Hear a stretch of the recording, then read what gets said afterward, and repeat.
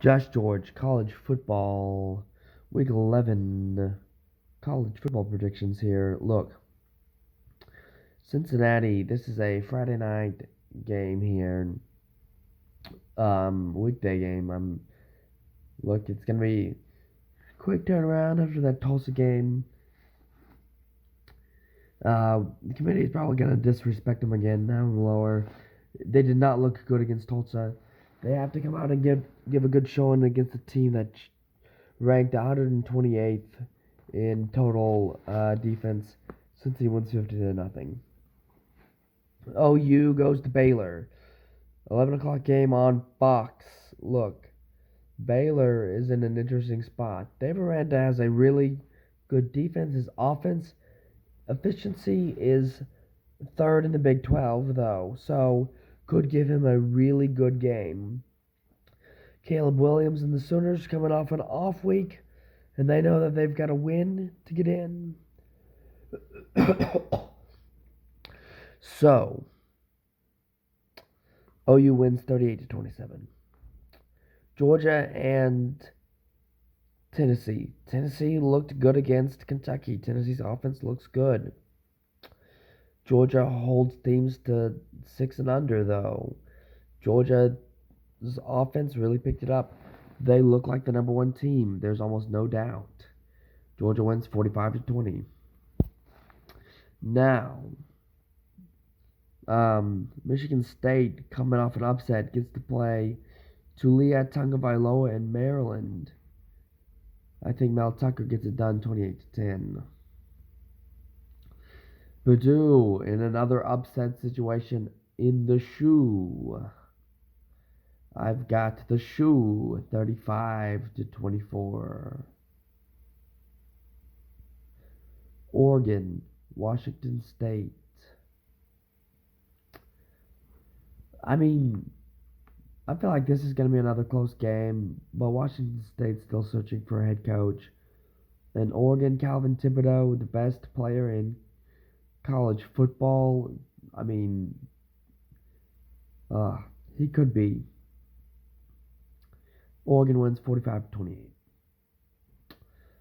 Michigan and Penn State. Penn State's coming off an extra week to prepare for this Michigan team. Michigan has looked decent.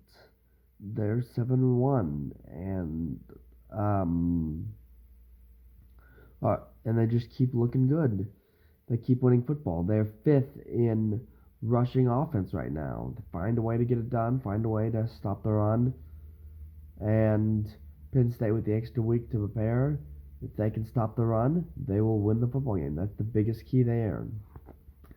I said there was something in the air for the TCU Baylor game. There's something in the air for this one.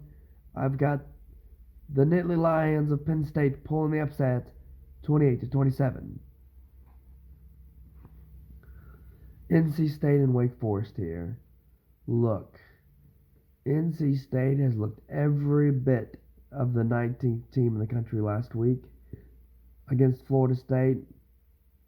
Have to get better on their defensive line. They're going to have to stop the rushing attack and that offense of Salmon and Wake Forest. Wake Forest has a really good secondary. Great secondary. Bad D-line. Linebacking core is not up to it. They let in a lot of points there. Wake Forest, it feels like it's going to be a high-scoring affair. It's just, can the defense of Wake Forest stop the run?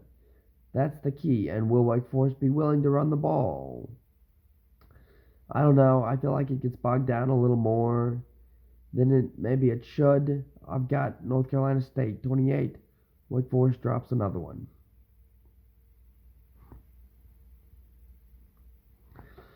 Notre Dame and Virginia. A lot of people say Virginia is kind of a worthy opponent. They're kind of on the outskirts of the top 25. Well, we don't really know that. Notre Dame, we know that they've got quarterback controversies that one has already left the team. Look, Kelly is one of the best coaches in college football. He's an icon. He always finds a way to win these games. He doesn't get upset in these situations. Notre Dame 30-12.